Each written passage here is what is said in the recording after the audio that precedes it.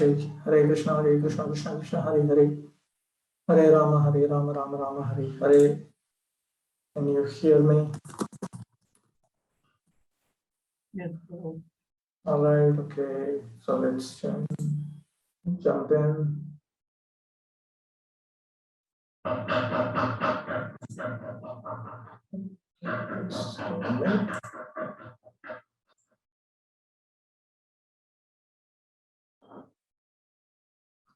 Okay, so Sri Brihad Bhagavatamrita. Brihad Bhagavatamrita is published by VVT as 3 volumes.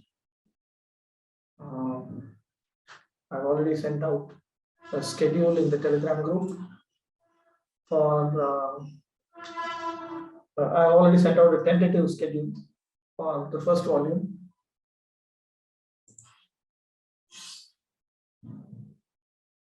Okay, so let's get to it. Okay. Preface. I do think that I may go faster than what's in the schedule. So we may end up completing the first volume earlier than anticipated. Okay, preface. This is by Gopi Brahman Prabhu.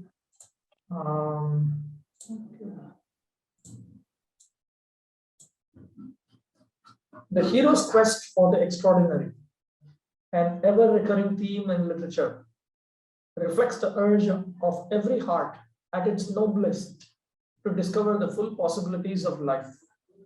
Anyone dissatisfied with the scant potential of mundane existence is naturally stimulated by the prospect of finding, even vicariously means through somebody else, a world of greater liberty. There should be some better place for the soul. Why should happiness be so elusive? And why should confusion and resentment always shroud the mind's eye, making it unable to see clearly what's in front of it?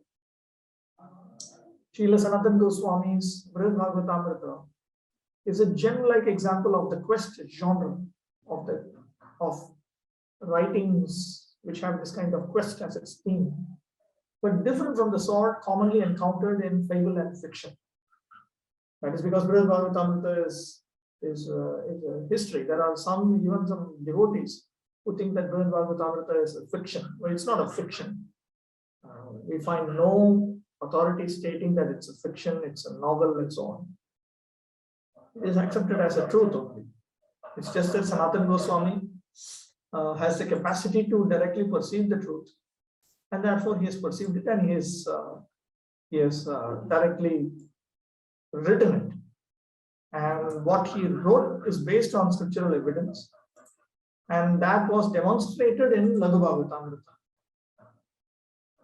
Brihad Bhagavatamrita was written first, Laghu Bhagavatamrita was written next. Narada and Gopakumar, the respective heroes of this book's 2 parts, are searching for a key to fulfillment, much subtler than wealth, influence, mundane love, the fountain of youth, or even the holy grail. Narada has vast experience of the cosmos. Gopakumar is illiterate and naive, yet they share the same vision of what is most valuable. What both want is not to conquer or exploit on any level, but to explore the mystery of selfless service. Selfless service to the Supreme Being. As Narada already knows, and Gopakumar will gradually learn. The superior mode of life they seek is personal and defined by the interplay of those who take part in it, rather than by material laws of nature. The cynosure of the spiritual world, cynosure is a very interesting word. Let's sit down.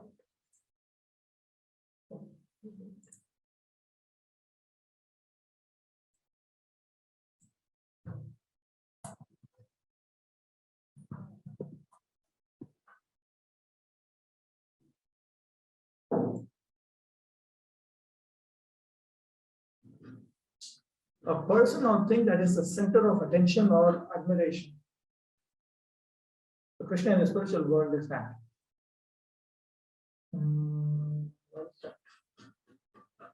The cynosure of the spiritual world in which Sanatana Goswami and his protagonists feel at home is one special person, the object of the selfless love Narada and Gopakumar value above all. Narada knows this special person, Krishna, as the prince of the Yadus, and Gopakumar contemplates him as a young cowherd like himself. Srila Sanatan takes it for granted that Krishna Gopal is supreme, that Krishna is the creator and controller of everything, and leaves the task of proving it to his brother Rupa Goswami, who later takes it up in his Laghu Bhagavatamrita. Laghu means smaller, Brihad means larger. Here in the Brihad, bigger Bhagavatamrita, the main questions are: in whom and in what realm is love for the Supreme Person most intimately known? At first glance, the structure of Brihad Bhagavatamrita may, to modern readers, seem repetitious, but the plot does have a logic of its own, which it develops the way classical Indian music develops themes, repeating them again and again with subtle embellishments, with subtle ornamentation, musical ornamentation. In part 1, for example, the same thing happens to Narada over and over. He goes to someone who is supposed to be Krishna's most favored devotee, praises that person, and is rebuked, refuted, and redirected to someone else. Yet in this cyclic repetition, we discern a progress, although not a linear one, aiming at a single point. We learn much more than the simple fact that someone in particular is the greatest lover of God. Yes, the young gopis of Vrindavan are unquestionably Krishna's best devotees, but for neophytes still addicted to material lust. Merely establishing the gopis as a distant ideal is of little practical use and may even be dangerous. For those who can be sexually agitated by meditation on Krishna's conjugal pastimes, Srila Jiva Goswami has forbidden them from touching these pastimes. Therefore, Bhaktisiddhanta Saraswati Thakur took up this policy that we don't discuss Krishna's conjugal pastimes, just as a policy, and Prabhupada followed it very meticulously. Those who dare to disregard this policy can easily experience extreme dangers. By understanding that to emulate the gopis' perfect devotion is extremely difficult, honest persons might feel frustrated, and the dishonest will imitate anyway and degrade themselves. Therefore, Narada, in his encounters with various devotees, carefully traces out the real foundations and natural progress of pure devotion in a way that readers can follow according to their own spiritual disposition. Is there a way I can make this bigger? How do I make this bigger? Wait, let me try it out. Let me try it out. Okay. Unlike the material existence, we all know, in which survival depends on our ability to jockey ourselves into better positions than competitors and garner our share of the limited resources for control and enjoyment. On the transcendental plane of love of God, the resources are unlimited, and everyone competes instead to prove that others are better than themselves. This is a spiritual word.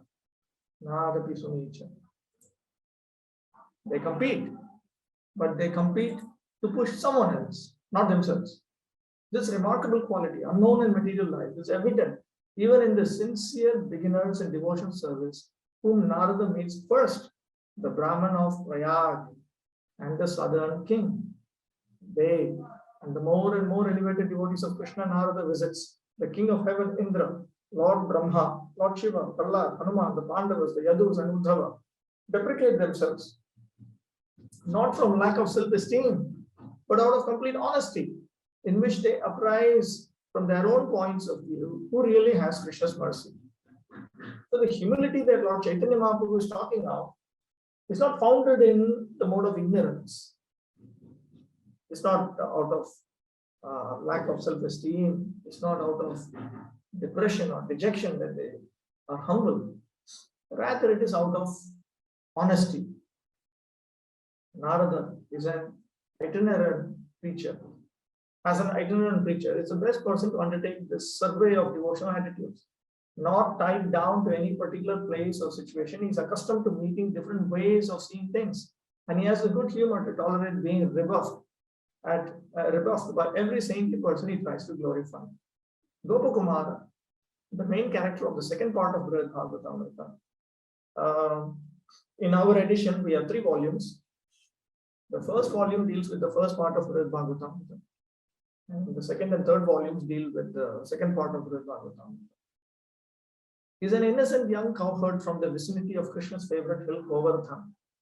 After a mysterious Brahmana initiates him into the 10-syllable Gopala mantra, a yearning to search out Lord Gopal awakens in Gopakumar's heart. This is actually what is known as Raganuga Sadhana Bhakti. Sometimes there's a lot of interest in Raganuga Sadhana Bhakti, and they think Raganuga Sadhana Bhakti is you go on discussing pastimes of Radha Krishna and the gopis, and then you imagine that you're cultivating Raganuga Sadhana Bhakti. You don't cultivate Raganuga Sadhana Bhakti like that. First of all, you don't cultivate it. It is a spiritual greed. It is an obsessive yearning to attain Krishna and to serve Krishna the way Krishna's associates serve him under their eternal guidance. And because it is a greed, it just pulls you. You will see how Gopakumar is pulled in so many ways. So those who imagine that they're doing Raganuga Sadhana Bhakti might very well keep counter-checking with Gopakumar's history to find out to what degree they are actually being pulled. Like Narada in part 1, Gopakumar searches throughout the material universe, but he also travels beyond into the kingdom of God, Vaikuntha, and yet further to the most confidential realms of the kingdom of God, Ayodhya, Dwaraka, and Goloka. This Goloka is Goloka Vrindavan. The final message of the second part of Brihad Bhagavatamrita is the super excellence of Goloka Vrindavan, the personal abode of Krishna in his original identity as the darling son of the cowherds, the lover of the gopis. Srila Rupa Goswami, who regarded his elder brother Srila Sanatana as a spiritual master, acknowledged indebtedness to Brihad Bhagavatamrita in his definitive textbook on devotional service, Bhakti Rasamrita Sindhu, Srimad Prabhu Padam Bojai, Sarva Bhagavatamrite Vyakti Kritasti Gudhapi Bhakti Siddhanta Madhuri. Our divine master has revealed in his Bhagavatamrita all the sweet conclusions of devotional philosophy, including its most confidential secrets. This edition of Brihad Bhagavatamrita is not the first English translation of the work, but is the first attempt to present in English the entirety of the author's own commentary, which he called Digdarshini.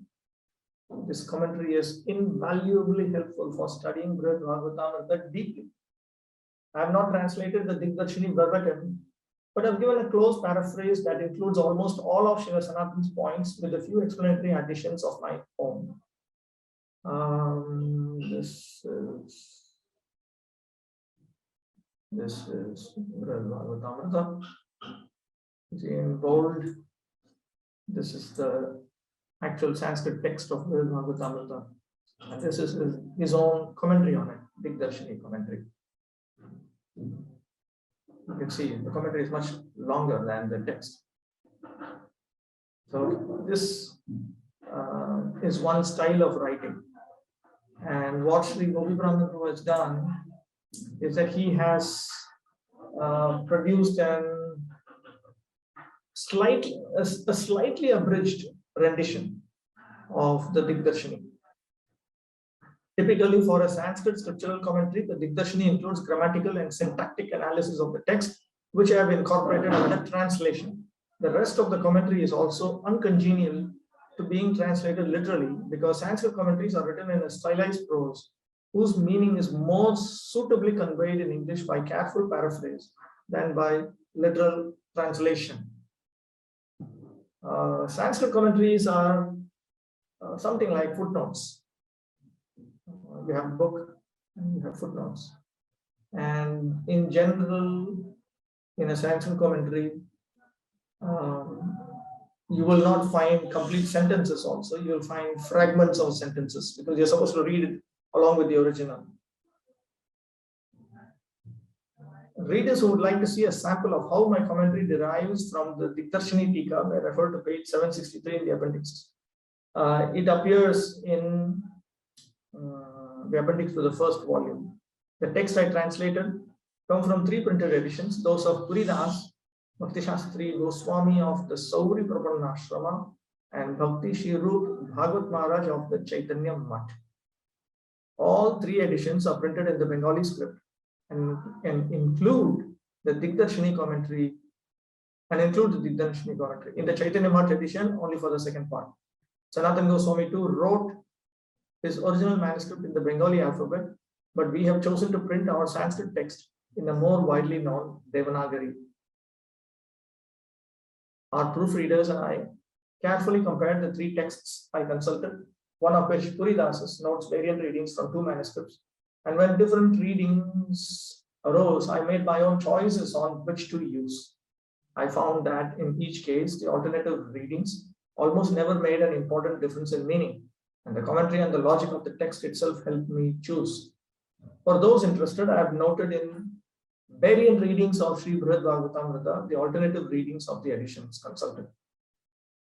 Srila Sanatana Goswami, in his commentary, and sometimes in the verses of Brihad Bhagavatamrita, cites hundreds of verses from Srimad Bhagavatam and other scriptures, especially various Puranas and the Mahabharata. In several instances, the Bhagavatam verses as quoted by Srila Sanatana differ slightly from the text of the Bhagavatam published by the Bhaktivedanta Book Trust. Again, these differences almost never significantly change the meaning. I've used the author's readings of these verses even when they differ from the BBT version, and I've listed the variants in readings of Srimad Bhagavatam verses that differ from the BBT edition.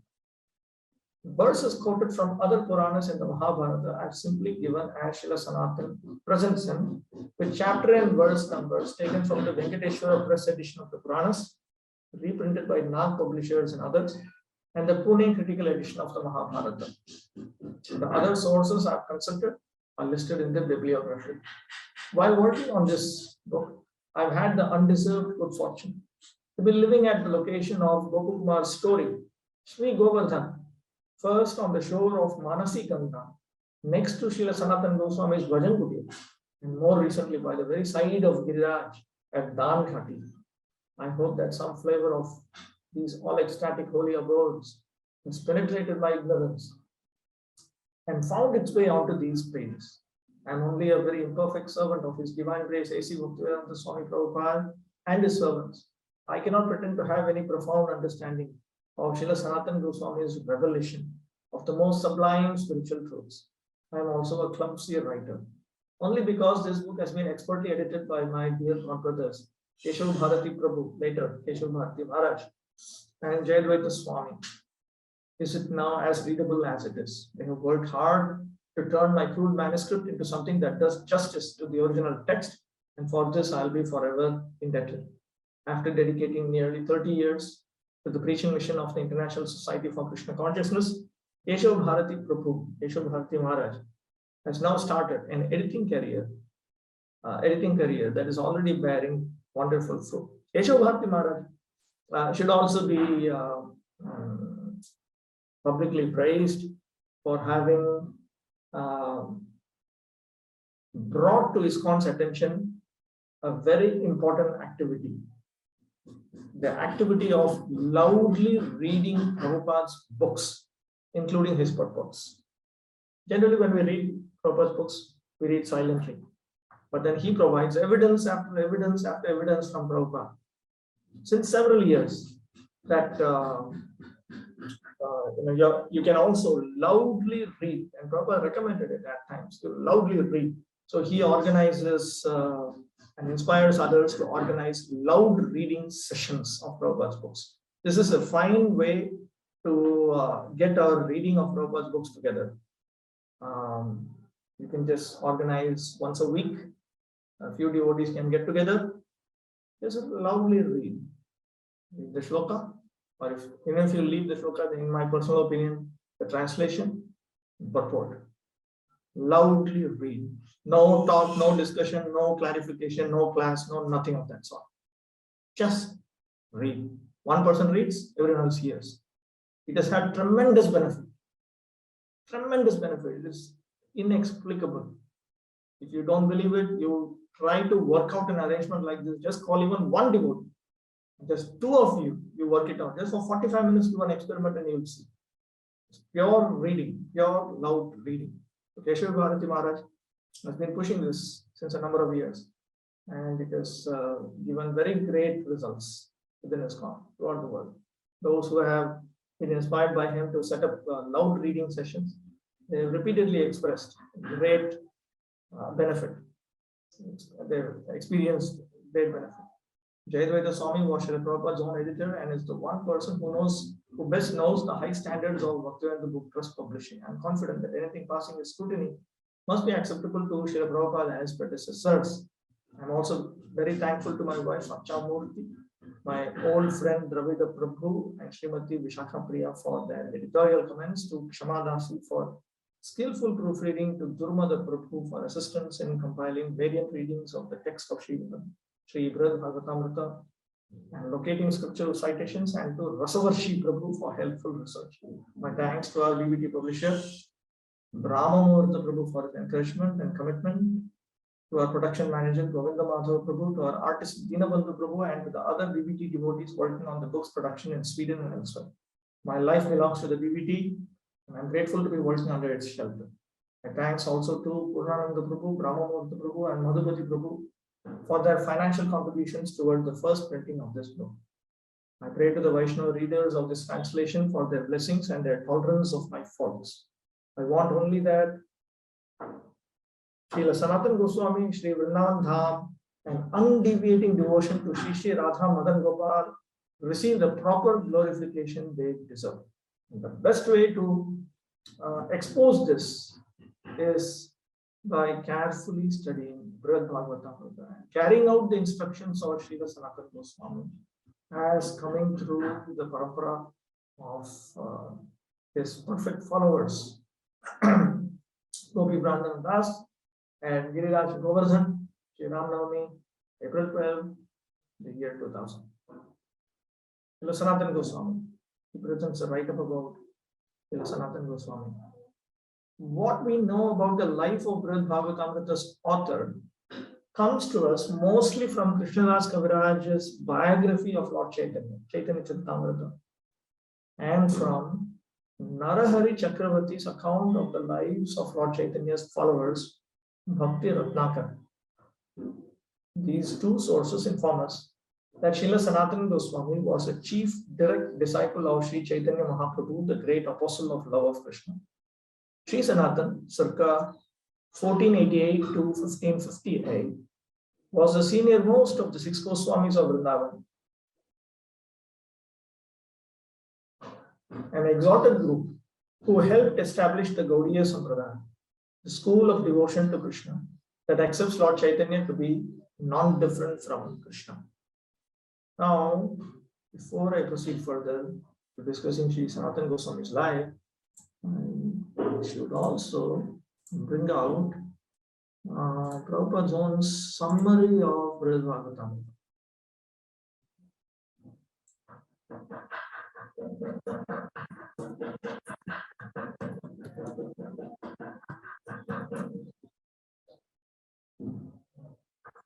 Summary.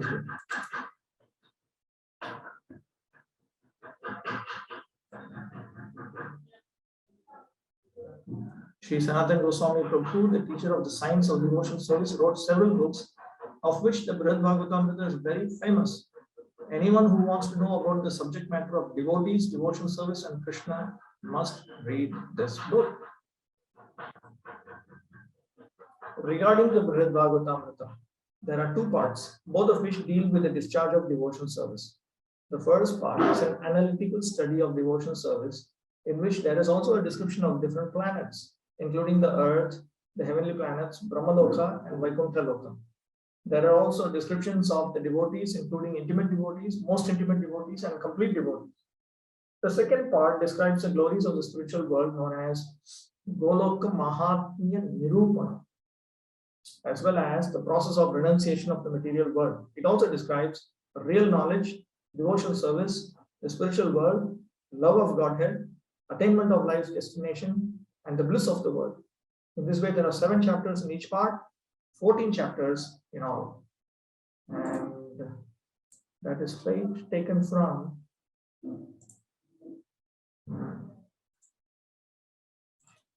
the table of contents. This is part 1. Bhauma, that's the first chapter.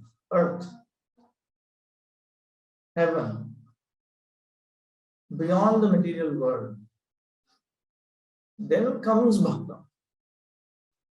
By the standard of Sanatana Goswami, the expression Bhakta or a Vaishnava refers to one who is beyond material existence. Then Priya, the beloved. Then Priyatama, the most beloved. Then Purna, the complete perfection, the complete devotee. So like that, then you'll come across a similar hierarchy in the second part of Brihad Bhagavatamrita also. Bhakti Ratnakar traces 6 generations of Sri Sanatana's lineage. And that is actually taken from Srila Jiva Goswami's own description of this lineage. Srila Jiva Goswami writes it, if I remember correctly, comes in Laghu Vaishnava Toshani at the end. Bhakti Ratnakar traces 6 generations of Sri Sanatana's lineage. He was born into a family of respectable Saraswata Brahmanas from the southern province of Karnataka.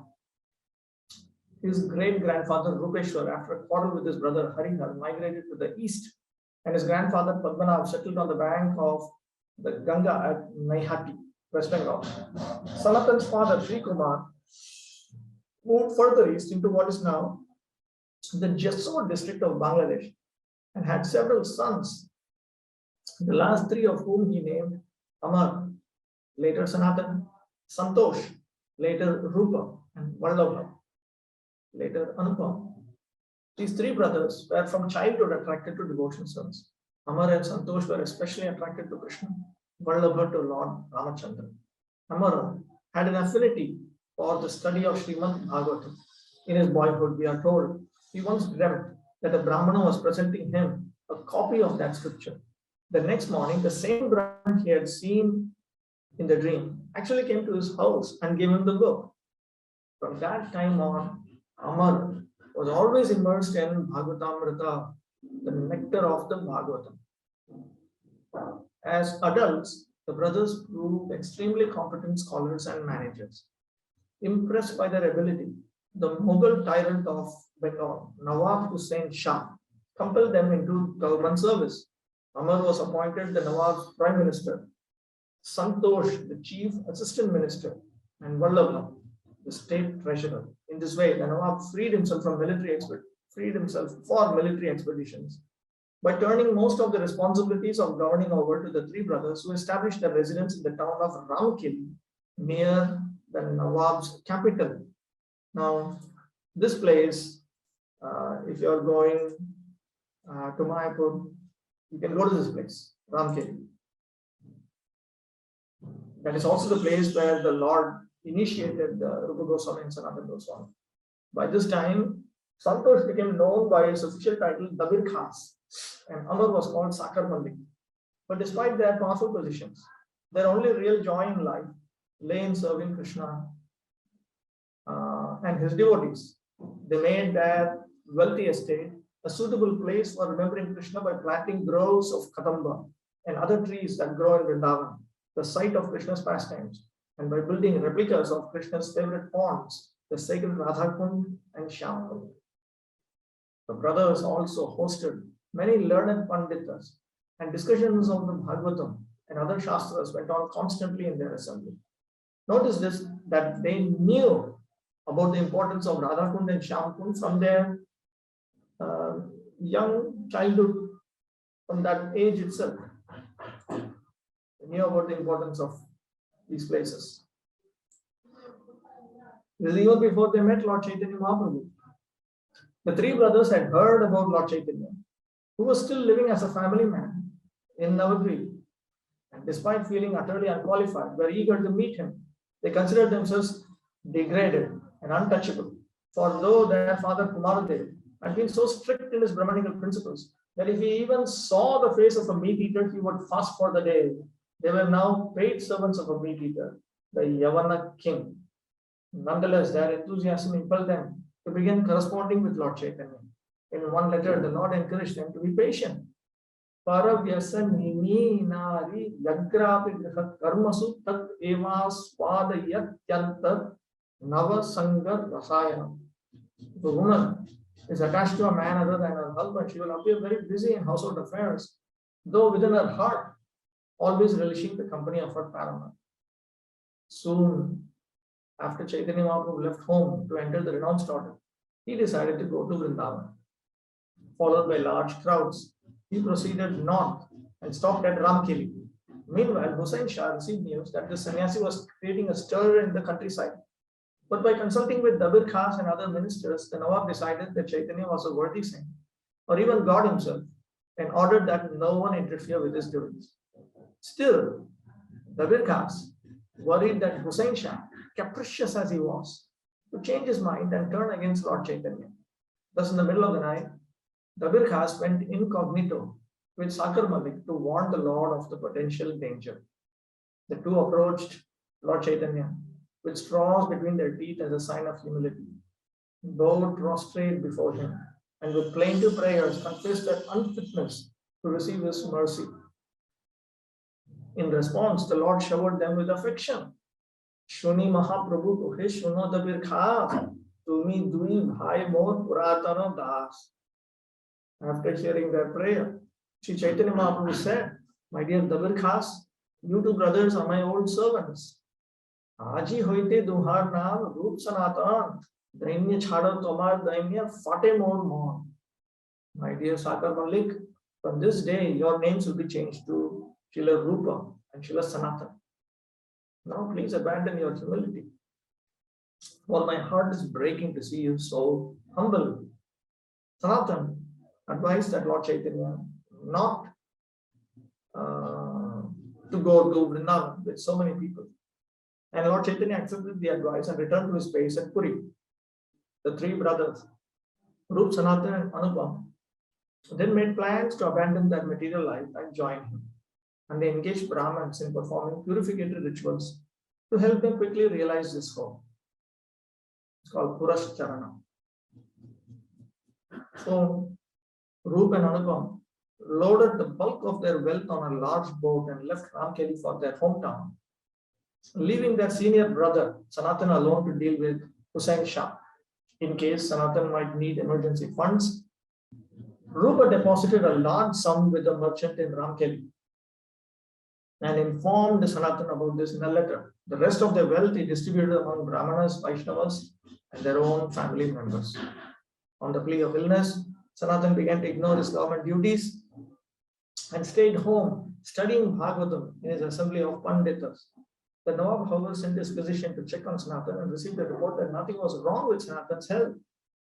The Nawab himself then went to Ramkeli to confront Sanatan. And when Sanatan refused to resume his responsibilities, Hussain Shah put him in prison.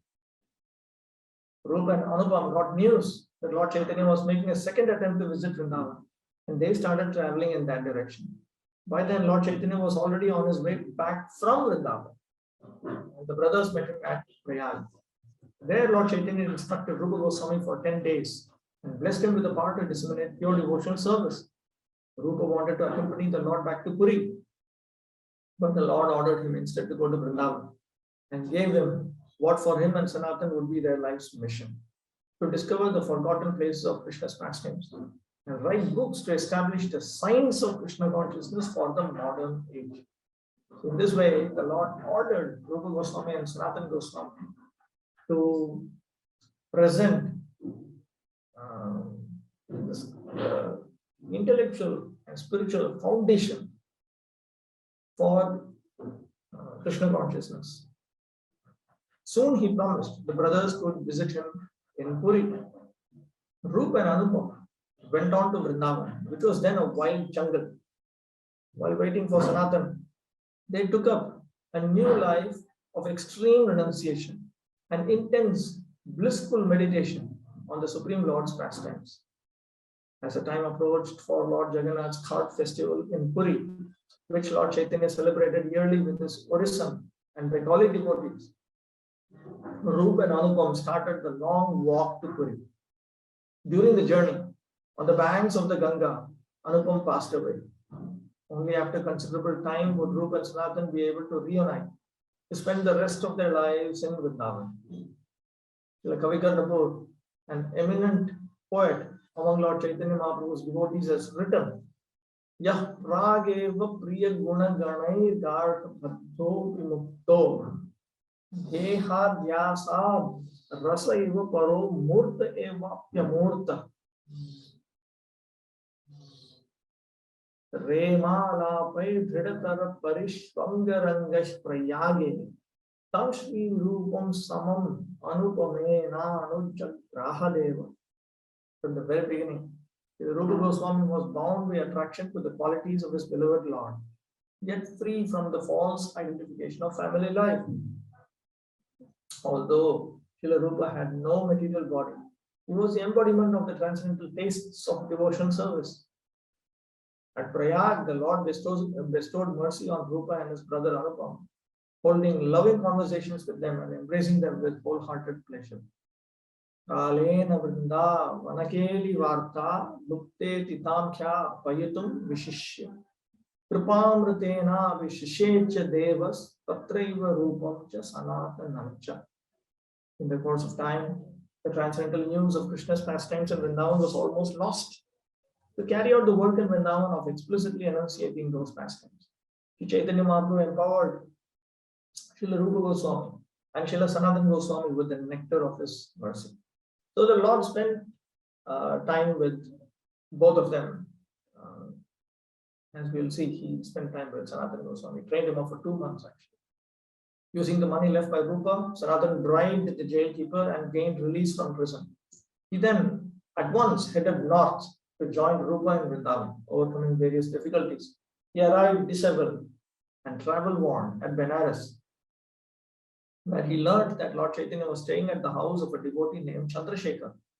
Sanatana found his way to Chandrasekhar's door and sat down, not daring to ask to be allowed inside. But Lord Chaitanya knew, without being told, that Sanatana had arrived and requested Chandrasekhar to invite into the house the saintly Vaishnava waiting at the door. Chandrasekhar looked outside, but saw only what he thought was a dirty Muslim beggar.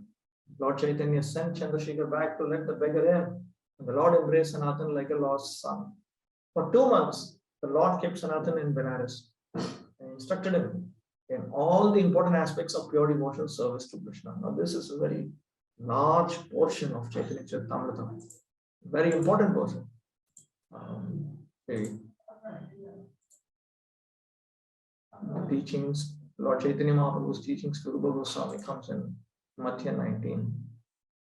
But his teachings to Sanatana Goswami is 20, 21, 22, 23, 24. So many chapters. Very, very thorough presentation. Lord Chaitanya made a very thorough presentation. For 2 months, the Lord kept Sanatana in Benares and instructed him in all the important aspects of pure devotional service to Krishna. And the Lord empowered Sanatana as he had Rupa to teach Krishna consciousness to the world, as described in the drama Chaitanya Chandrodaya.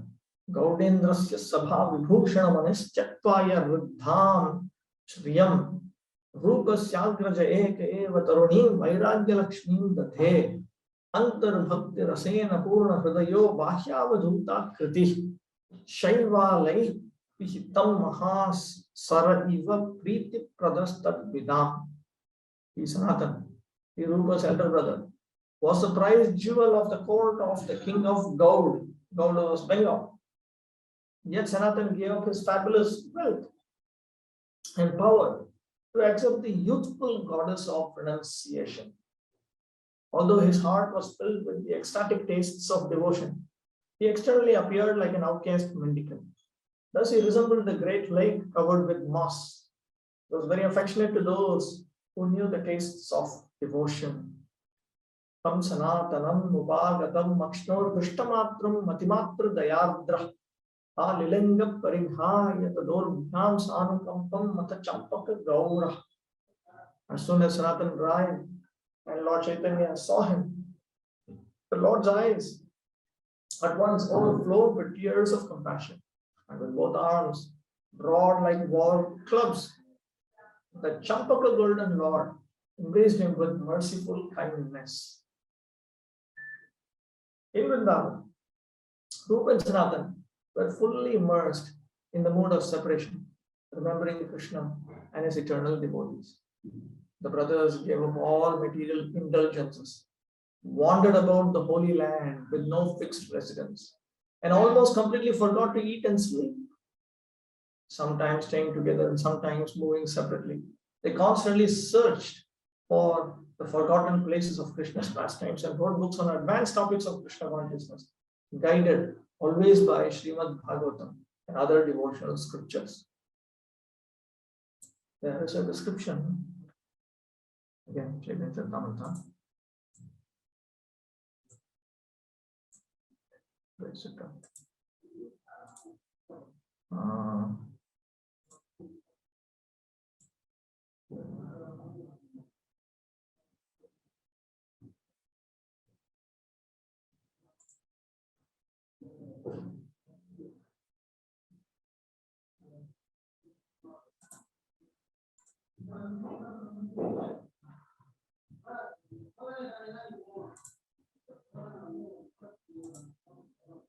Yes. Wait a minute.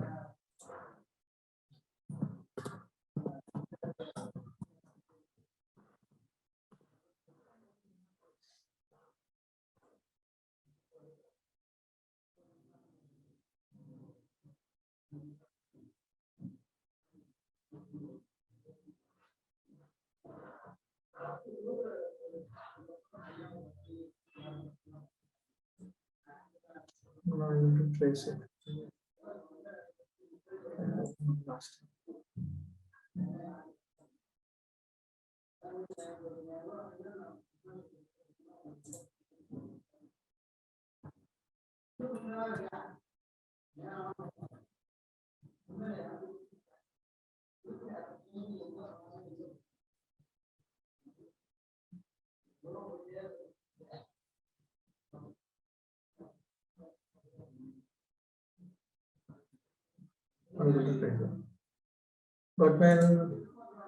But the Lord, when they were in Vrindavan, Lord Chaitanya Mahaprabhu was monitoring their work.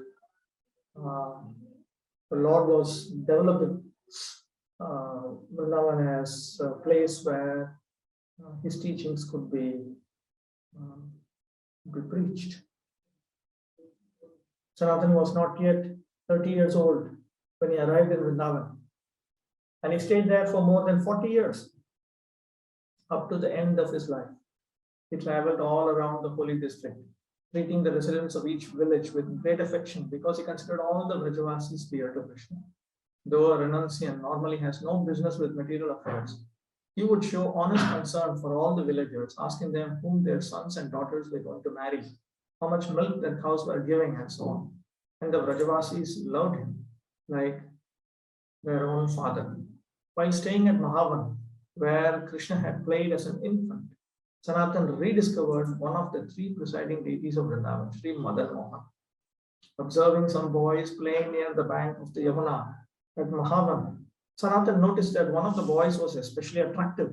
That night, the same boy came to Sanatan in a dream and said he wanted to come live in Sanatan's hut. In the morning, Sanatan stepped outside to find the deity of Madan Mohan standing by the door. He took Madan Mohan to Dwadashaditya Hill in Vrindavan forest, where Sri Advaita Acharya Prabhu had earlier worshipped the same deity, and began to serve Madan Mohan as best he could in his humble circumstances. It pained him, however, to be unable to offer Madan Mohan anything better than dry chapatis to eat without even salt. To relieve Sanatan Goswami's anxiety, Madan Mohan himself arranged for his own opulent worship.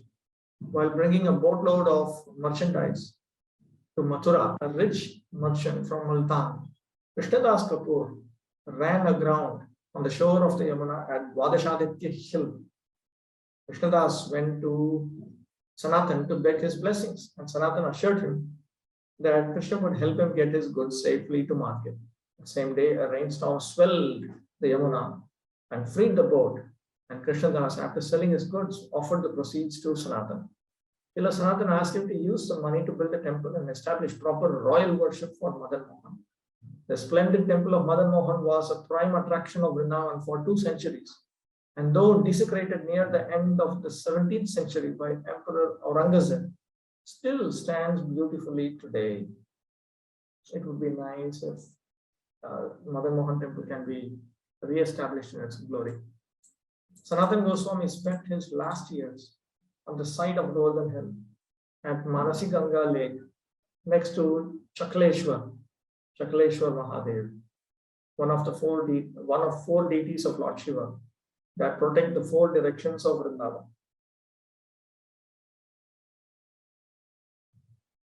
Every day, Sanatan would walk the longer of the paths around Govardhan, some 40 kilometers, although the physical exertion was difficult. Unable to tolerate Sanatan's austerities, Krishna appeared to him in person and gave him a large stone from Govardhan, marked with his own footprint. Krishna asked Sanatan to simply walk around this Shila daily, and that will be equal to circumambulating the whole hill. When Srila Sanatan passed away at Manasi Ganga, many in the villages all over Vraja shaved their heads as if their own father had died. Sanatan's nephew, Shijiva, brought Sanatan's remains to Vrindavan and installed them in a samadhi, sacred tomb, at the Madan Mohan temple. And Sanatan's Govardhan Shila he brought for worship in his own temple, that of Radha Damodar. Even now, when we go to Radha Damodar, we can see that Govardhan Shila. Sanatana Goswami wrote 4 major books. Haribhakti Vilas, composed under the direct order of Chaitanya Mahaprabhu, is a standard smriti or handbook of devotional practices for the followers of Mahaprabhu. Vaishnava Toshani, also known as Dashama Tippani. Dashama means 10th, and here it refers to the 10th canto, and Tippani refers to, Tippani means notes. Vaishnava Toshani is Srila Sanatan's elaborate commentary, full of sublime realizations about Krishna's pastimes on the 10th canto of Srimad Bhagavatam. Krishna Leela Stava, also known as Dashama Charit, is a concise poetic summary of the first half of the 10th canto describing Krishna and Vrindavan. And Brihad Bhagavatamrita is a set of 2 stories presenting in 2514 verses the essential teachings of the Bhagavata. His Divine Grace A.C. Bhaktivedanta Swami Prabhupada, in his purport to Sri Chaitanya Charitamrita, remarks, Sri Sanatan Goswami Prabhu, the teacher of the science of devotional service, wrote several books, of which the Brihad Bhagavatamrita is very famous. Anyone who wants to know about the subject matter of devotees, devotional service, and Krishna must read this book. Sanatan Goswami also wrote a special commentary on the 10th canto of Srimad Bhagavatam known as the Dashama Tippani, which is so excellent that by reading it one can understand very deeply the pastimes of Krishna in his exchanges of loving activity. In another purport to Sri Chaitanya Charitamrita, Prabhupada writes, Sri Chaitanya Mahaprabhu wanted to accomplish many purposes through the exegetical endeavors of Srila Sanatana Goswami, through the endeavors of Sanatana Goswami to explain the scriptures. First, Sanatana Goswami compiled the book called Brihad Bhagavatamrita to teach people how to become devotees, execute devotional service, and attain love of Krishna. Second, he compiled the Haribhakti Vilas, wherein he collected authoritative scriptural injunctions regarding how a Vaishnava should behave. Only by the endeavors of Sri Sanatana Goswami were all the lost places of pilgrimage in the Vrindavan area excavated.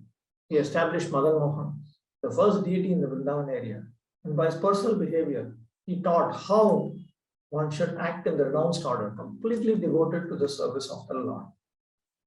By his personal example, he taught people how to stay in Vrindavan to execute devotional service.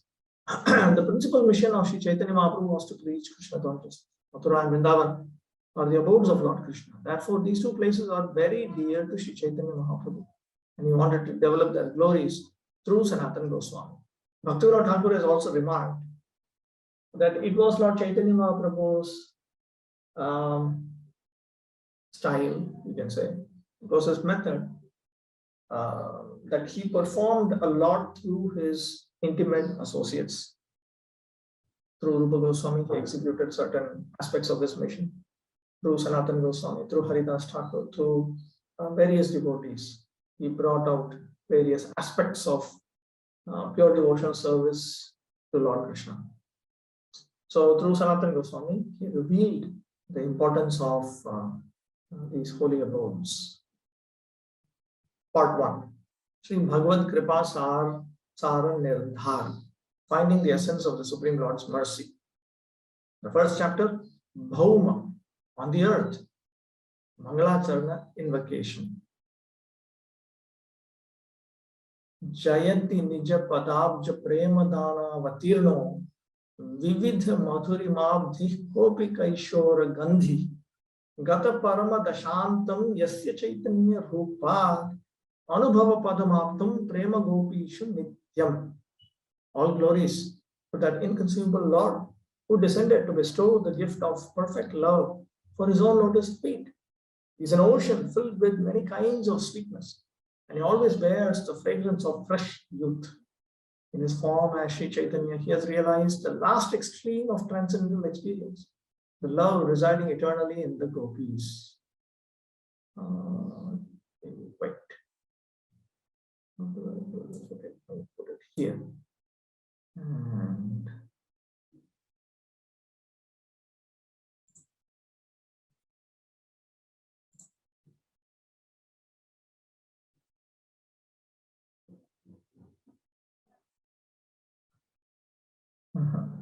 not this.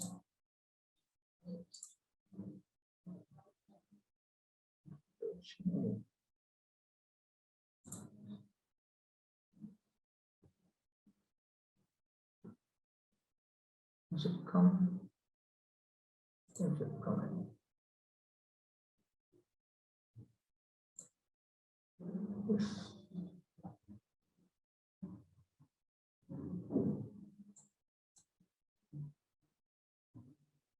Namaste Shri Krishnaya Bhagavate Shri Radhika Ramanaya.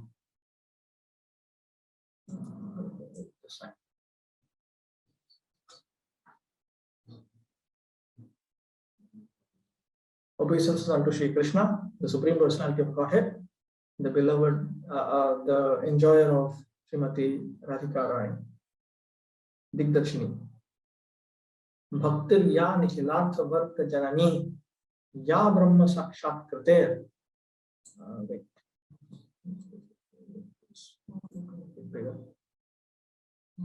How big should I make it?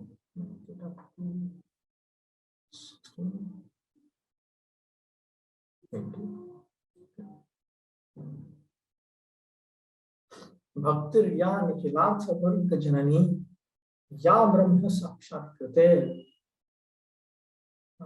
Anandati Shaya Prada Mishraya Chat Saukyad Vimuktir Yaya Shri Radha Ramanam Padam Bujay Yugam Yasya Maharashrayo Yakarya Vajaloka Vat Gurutara Premanaiva Tasyai Namaha. Srila Sanatana Goswami begins by offering obeisances unto pure devotion service unto Krishna, who generates all the Purusharthas and through which one attains extreme happiness.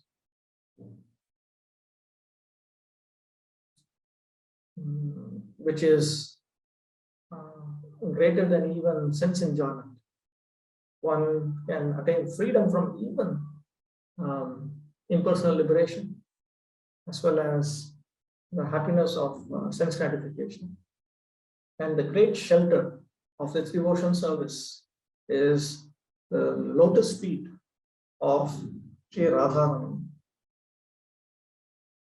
And it is meant to be carried out like the residents of Vraja, with extremely grave love for the Lord. Namaste Chaitanya Chandraya Swanamamrita Sevini Yat Rupashraya Yasya Bhaje Bhaktimayam Janaha. My obeisances unto Lord Chaitanya Chandra, who relishes the nectar of his own names, but taking shelter of whose rupa, whose form, a person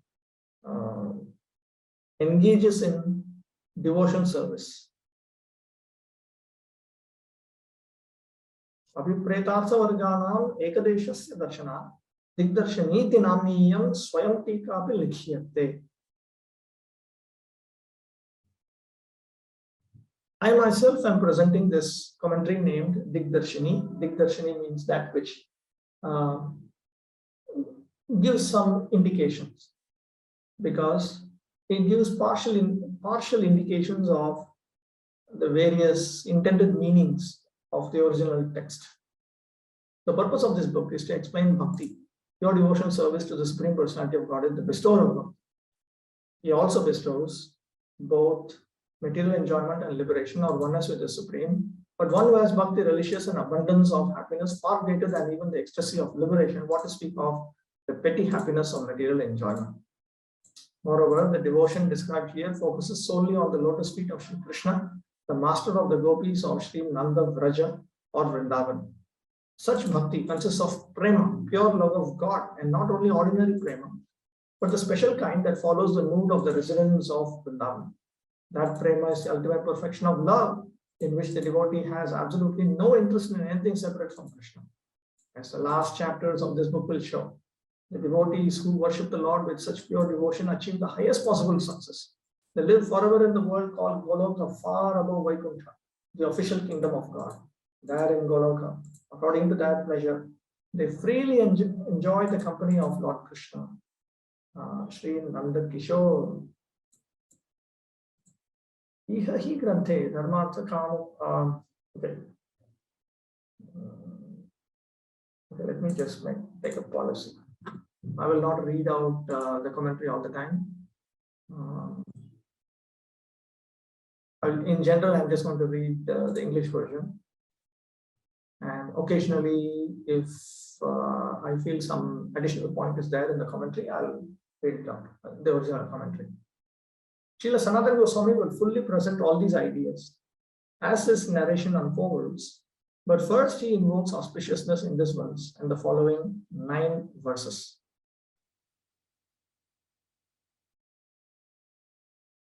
As if begging for his Lord's rarely obtained mercy, he praises the Lord's supreme greatness. It's already covered.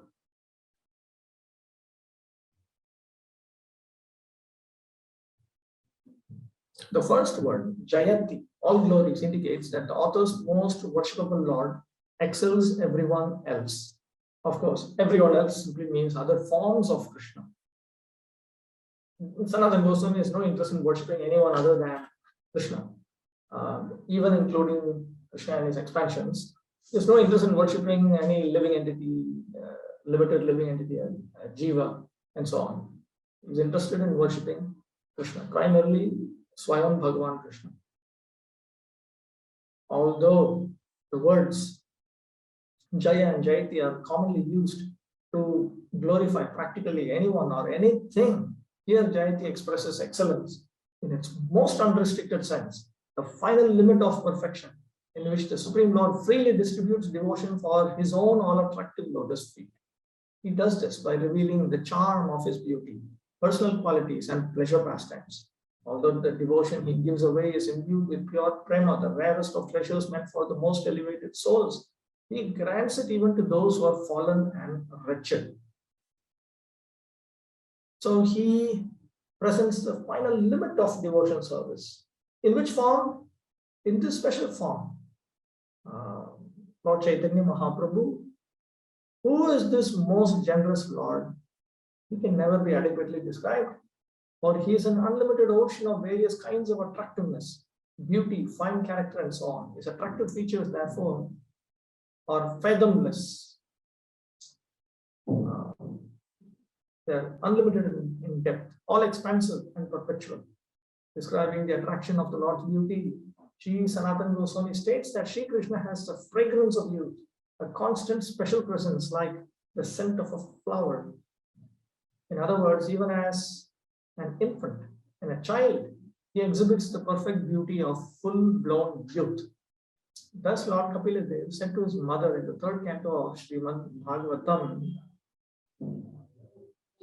this verse, Apichya darshanam shashvat sarvaloka namaskritam santam vayasi kaishore vrityanugraha kataram. The Lord is eternally very beautiful and he is worshipable by all the inhabitants of every planet. He is ever youthful and always eager to bestow his blessings upon his devotees. Okay, I'll stop with that right now. What should I do? Should I? Okay. There must be a way to.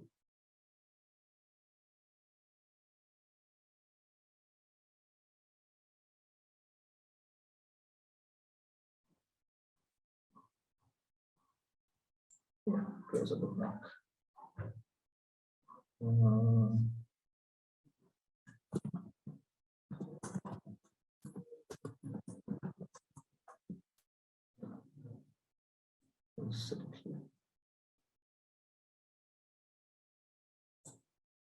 Okay, any questions?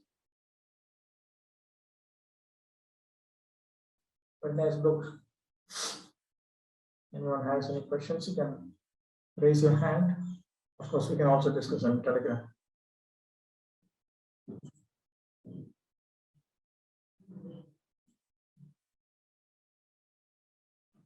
Okay, just a minute.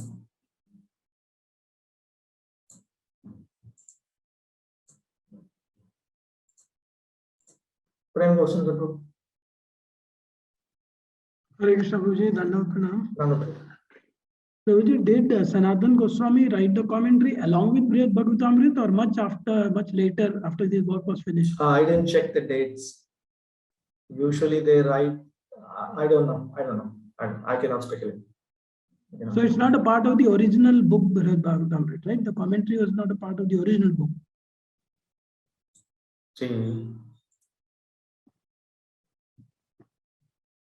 See this verse. This is the Mula, original verse. Okay, let me show it in this way.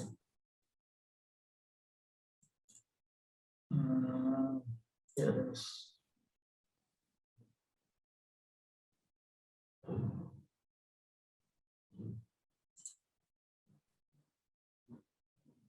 Okay. These are the original verses of Brihad Bhagavatamrita. Then this is, oh, it's become too big.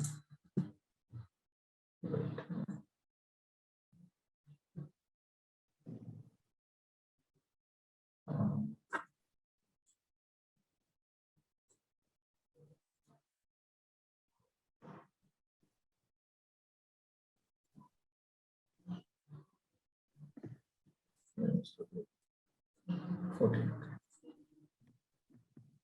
This is the original. This is the commentary.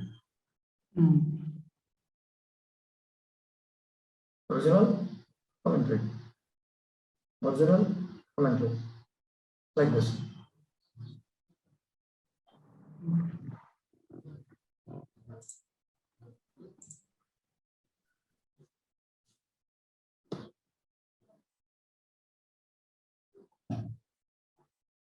Why is my mouse? It's got some problem.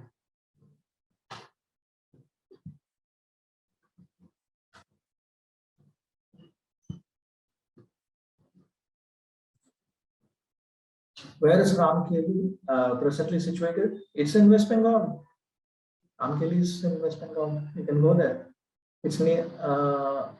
Before you go to Kanai Nachale, you can go to Ramkeli. ISKCON has a center there. Nitya Narsimha Prabhu. Hare Krishna Prabhuji, Dandavat Pranam Prabhuji. Prabhuji, it was a nectarian class. Really, I enjoyed it. Prabhuji, a few questions are there. What is this Gopala mantra, Prabhuji? It is one mantra to worship Lord Gopal.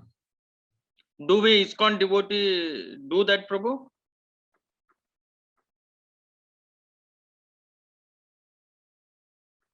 No, we have another mantra. At the time of Gayatri, one receives other mantras. So we need not to worry much about the Gopala mantra, correct, Prabhu? We are already chanting Hare Krishna and Hare Rama. That is true, Prabhu. If But a it is mantra mentioned. which contains Krishna's names has so much power, what are you going to think about a mantra which is nothing but the holy names? It's a Namavali, it's a Namamala.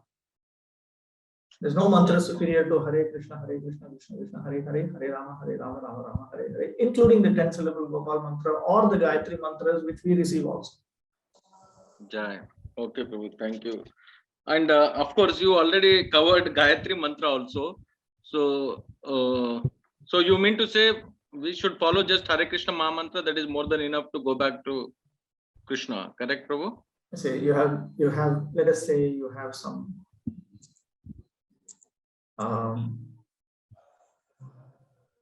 You have water and you want to make it sweet. Then you put sugar into it, you mix it. Now you got sweet water. Okay.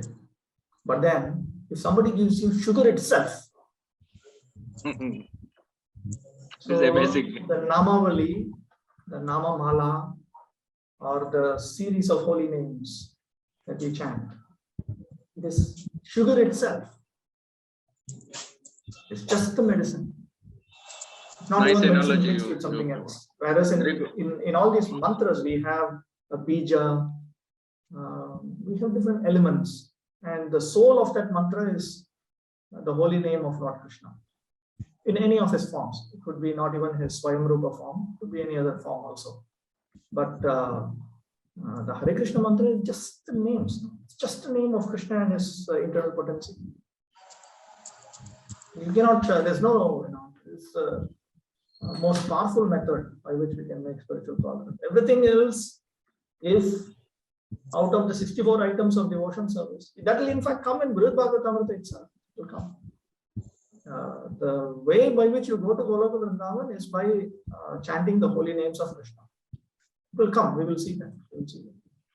Yes, bro. So if all the 60 out of the 64 items of devotion service, the central item is Nama Kirtana, Namocharana, to articulate, to utter the holy names of Krishna without offenses. That's it. That's it.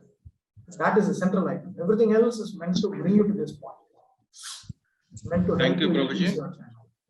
But there is any specific mantra like Gopala mantra means like Hare Krishna Maha mantra we chant Hare Krishna Krishna Krishna Hare Hare Ram Ram Ram Hare Hare. Like that Gopala mantra is also some like that some syllables are there, Prabhuji? Or okay. But we need not to worry about that. That's what you mean to say now, correct? Yeah. First of all, one doesn't even require Gayatri initiation to attain love of Krishna or to go back to Godhead. Then why still we request we should be elevated, we should take a second initiation, we say na Prabhuji, still we are no, those who require to engage in deity worship, they require the mantras, the Gayatri mantras. Otherwise it is not mandatory, Prabhuji? No, not at all. Prabhupada is very clear about it. But still some devotees who are for a decade. It's just like deity worship. It is important because it regulates our life, and if we are especially degraded, it is very useful to have a regulated life, which is required in order to worship the deities. Yeah. For that, you require the mantra with which you become qualified to worship the deities. Yes, Prabhuji. So it is the deities means it is deities in the temple, Prabhuji, or even in the home? When you say deity worship, deity at home also. Okay. So second initiation is not mandatory. No. Yeah, Not. thank The you. Prabhupada was very clear about it. And even, in fact, when I went to take second initiation from my spiritual master, Srila Devata Goswami Maharaj, the first question he asked was this. He said, you know scriptures, you have studied so many scriptures, you read the Acharya's own commentaries. Now you tell me, you give me one good reason why Gayatri initiation is actually required. And I was fumbling. Because, Jai.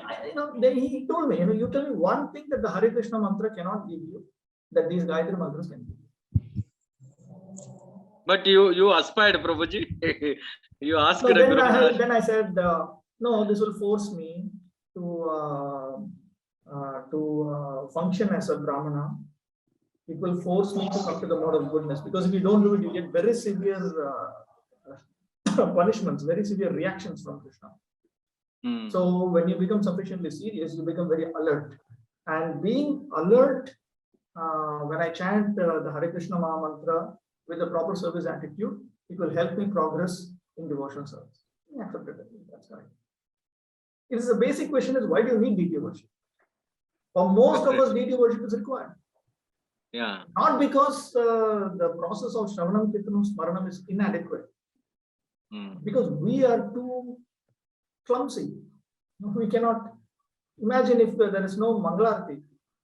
How many of us can, we cannot do like Haridas Thakur or that Mrigari and all. He told him to sit and chant. That's all. Sit and chant. Whole day, 192 rounds. You start your devotion service by chanting 192 rounds. And you increase. This is that method. That method, we say it, immediately we get a depression, dejection, and whatnot. So we get terrified of that. So therefore, it is the causeless mercy of Bhaktivinoda Thakur, Bhaktisiddhanta Saraswati Thakur, and our Prabhupada that Bhagavata Vidhi has been provided along with Pancharatrika Vidhi. Pancharatrika Vidhi, for most of us is very, very useful. If we honor the deities properly, with due respect, because then it's a very serious thing. Whether it is temple, in temple, of course, you are given a proper exhibition of this is how you have to serve Krishna. Like even Sanatana Goswami himself, why he wanted a temple built for Madan Mohan? Because he wanted to establish a royal worship of the deity. That is very important. We should not think that I'm transcendental to deity worship when you are not. When you are, that's a different issue. But when you are not, we should not think like that. So for that, if it is required, then it's okay. But then, if you want to be a Brahmana, then you have to be a full-fledged Brahmana.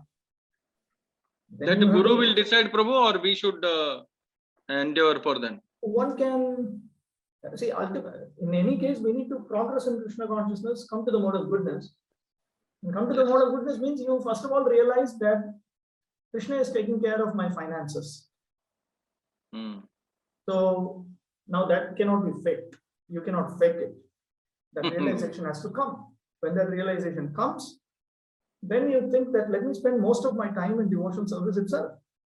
Then you can become a temple resident devotee. And even if there are whole families who just join the temple because they've decided everything I'll do in Krishna consciousness. So even their children, they engage them in devotion service. They themselves engage in devotion service. And when their family members, they all create all kinds of insecurities and feeling. They simply tell that, look, I'm serving God, and I think that all of our family members should be serving God, and I think that you also should be doing that. So when you develop that degree of faith, Brahmanas, that's why Brahmana never earns money. A genuine Brahmana will never earn money. It's a waste of time. It's simply a waste of time. Just as the son or a daughter of a billionaire, he doesn't have to do part-time job or full-time job and all that. He's got money. He's got his father's money. Whatever he spends, automatically the father and mother have made an arrangement that always the credit card will be will get refilled. So like that, those who are in the mode of goodness and serving Krishna, they're like that. They're like children of billionaires. So they never think about all this. They only think about how to do Patana, Yajana, Yajana, Dana, Pratigraha with 9 types of devotional service. They know very well that if Krishna is not giving me money, it's for a good reason. There must be some good reason why they're not giving me money. Maybe to make me more serious. So they never waste their time with earning money and all this. Simply waste of time. Thank you very much, Prabhuji. And last So when but all not- of that develops, Hmm. then Krishna will inspire his representatives to talk to you, and it'll all work out naturally, organically. Not that you get terrified when you think, oh, I don't know what is this? No, there are some people who don't even want to think of chanting 16 hours. They don't even have that much faith in Krishna. They think that that time, 2 hours, they could be using it to earn more money. So that means their faith in Krishna consciousness is so less. So, in Prabhupada's organization, the way he organized things, he had temples, and in temples, he allowed devotees, Grihastha devotees. But of course, you need to come up to the Brahmanical standard. If you have not come up to the Brahmanical standard and you're living in the temple, then the entire congregation will bang on you. And they'll say, what? You are as materialistic as us. Why we are supposed to help you? You are supposed to help, you're supposed to be like us. Just be normal. So it has to, when you progress in Krishna consciousness, naturally, and when you come to a certain point, just like Prabhupada gives an example, when you eat, and after you're satisfied, very naturally, not artificially, you say enough and you get out. You go wash your plate. So like that, once you're done with material life, you say it's enough. It's enough. It's simply the same thing. Artha Kama is simply a never-ending story. No point in it. Let me just put a full stop to it. Not a comma, not a semicolon. Full stop. Period. Over. Now let me just focus on Krishna consciousness and get to the real business of life. So when other family members are also cooperative and they also think along the same line because they've reached the same status of realization, then then it's time that everybody gathers together as a team and they just engage more in Krishna consciousness. During Prabhupada's time, that's how it was. Householders, they were the ones who were doing all preaching. Householders, there were brahmacharis, there were vanaprasthas, there were sannyasis also. But these householders, Prabhupada did all kinds of things. He would tell them, you go to some other country and preach, and they are not bothered. And Prabhupada loved them for that reason. Whatever I say, they do. Go to another country and establish a center, preach, go. And they had full faith in Krishna. Yes. This is Krishna's mission. This is Chaitanya Mahaprabhu's mission. If I do this, then Krishna will finance. Krishna is not a beggar in the street. He will finance. Prabhupada used to say, ISKCON is Krishna's advertisement company. And he said, in every company, there is a department for advertising the product. Yeah. And that company always ensures that sufficient percentage of the profit goes to that. So he said, because we are reaching Krishna consciousness properly, he said, therefore Krishna has given us so many luxurious environments throughout the world. Yeah. And therefore we don't have scarcity of money. True. It's a So real, Prabhupada, thank fact. you. In fact, some ladies, they complain that those devotees who have lived in temples as brahmacharis and later they get married, those ladies, they complain, saying this man is now asking for 3 sabjis and for this thing, that thing, and all that. And the moment they keep complaining, what is this? In house, you don't eat like that. In temple, okay, it's all luxurious life. You just have to practice Krishna consciousness, preach Krishna consciousness, study Krishna consciousness, that's your life. So, you get all nice prasadam, rich food, everything you get, all kinds of things. But when you become a householder, that to a congregation householder, then things become very different. True. So if you surrender to Krishna, Krishna takes care of you. Gopi Prabhu himself used to tell me, he told me once, very explicitly, he said that you should never ever be bothered about how much money you have, how much money you need, and so forth, because that's not your duty. Your duty is to think how to progress from Shraddha to Prema. And only progress up, not progress up, go to up, down, just up. So mainly you should worry about how to cross over anartha nivritti. That's your duty. Krishna's duty is yoga kshema vahamyaham. Yes, it's his duty to worry how much money you have. He let him worry about what he wants to worry about. And you should worry about what Krishna wants you to worry about. He wants you to worry about how to cross anartha nivritti and move in Krishna consciousness. and share it with others. Very nice analogy you give, Prabhu, and thank you. So finally, Prabhu, like when you approach Guru Maharaj, he said, why you need, so you are still accept, means in future you want to take it, or you left there only? No, I took it immediately. You took it, This was in Prabhu? 1994 or something. 94 So- or 95. So you are like Brahmanically initiated devotee. Yeah. I received Brahminical initiation at that time. Thank you, Prabhu. Maybe Guru Maharaj tested you, Prabhuji. Why you need like that? No, but he also asks, he often asks this question to others. And Yeah. when I became one of his secretaries, at one time he told me the more number of candidates you remove from the Brahmanical initiation list, the more I'm happy with you. Thank you, Prabhu. Last but least, Prabhu, this Mangala Charana, how to recite, Prabhu? Any meter is there for Brihad Bhagavatamrita? I'm very bad in this. There are some devotees who are very good in reciting and singing these verses. You should catch them. Definitely not me. I'm useless in this. Some names you can refer, Prabhu. We will check in the internet. That is our Nityananda Prabhu who teaches Sanskrit. He's good. There are also other devotees. Fine, Lokanath Prabhu. Swami Maharaj is very good in this. There may be some devotees trained by him.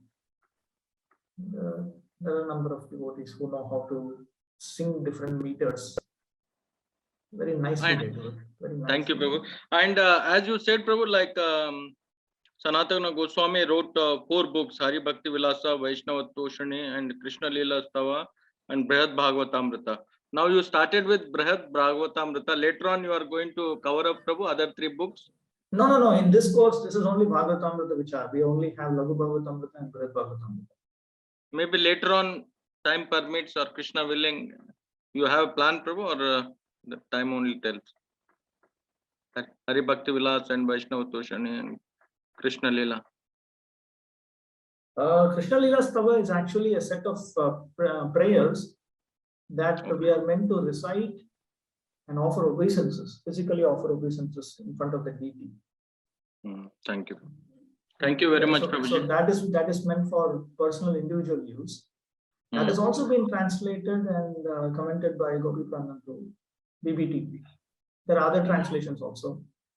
Then Vaishnava Toshani, no, that is too complex. And Hari Bhakti Vilas is important, but it is a more of a practical.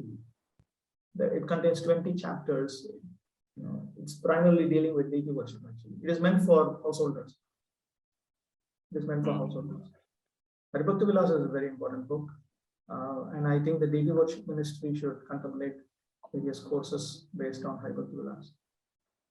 Thank you, Prabhu. These books are there in ISKCON Desire Trip, Prabhu, or this PDFs, or no? We'll check, Prabhu. If anything is there, we will take your help. Bhanu Swami Maharaj has translated a lot of books. And other translations also seem to be coming. Hari Bhakti Vilas has been translated in 5 volumes. Okay. In 5 volumes. But I doubt if they are there in Desire. Thank you very much, Prabhu. Hare Krishna. Okay, here is a question from Chan. Prabhupada didn't translate Brihad Bhagavatamrita. To what extent is it important to read and learn this book? As Prabhupada himself says, anyone who wants to know about devotional service, they should read this book. It's an important book. It is, where is that book?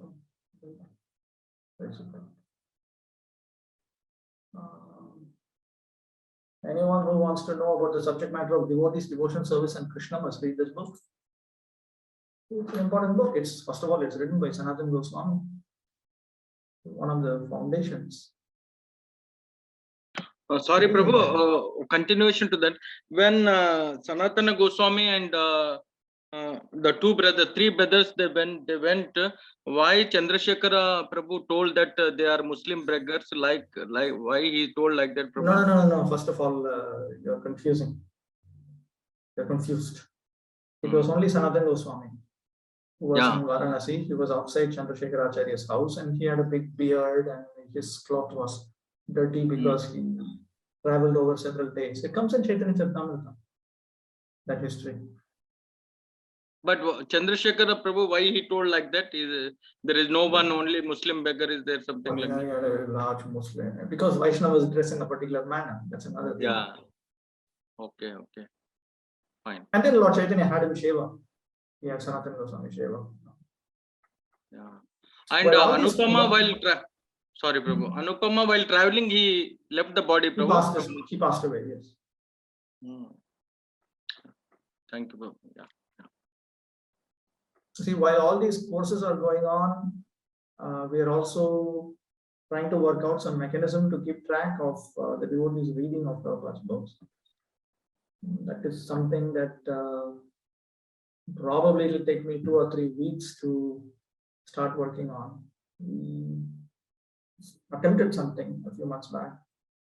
We wrote to a number of students, but I need a proper mechanism to check whether they are progressing in their reading of Prabhupada's books. If you don't read Prabhupada's books, you guaranteed you will not understand the previous Acharya's writings correctly. You will definitely have a problem. And Mayapur Institute will not be responsible for that. True, Disclaimer. Prabhu. It's a disclaimer Individual from is our end. responsible. Yeah, yeah. Yes. Okay, Gopal Mantra is the 6th mantra out of 7 Gayatri mantras in Gaudiya Sampradaya. There are different Gopal mantras. The Gopal mantra that appears in Brihad Bhagavatamrita appears to be different from the Gopal mantra that we see. In the time of creation, Lord Brahma has recited it. That the mantra that that's coming from Lord Brahma down, that is our 6th Gayatri mantra. But that does not appear to be this Gayatri mantra that comes in Brihad Bhagavatamrita. All right. Thank you Anything very else? much. Hare Krishna. Dandavat Pranam. Okay, if there are no further questions, you can also bring it up in the Telegram group. Prabhuji, this schedule you said is issued in Telegram group, is it? Schedule for this Bhagavatamrita? Schedule of Yeah, class? I posted it here. Where is? I posted. Here. Okay, okay. Haribol. Thank you. All right. So let's meet next week. Panchakapatam Vyashrupasan the Vyavacha Paditanam Bhavanekto Vaishnavyo Namo Namaha.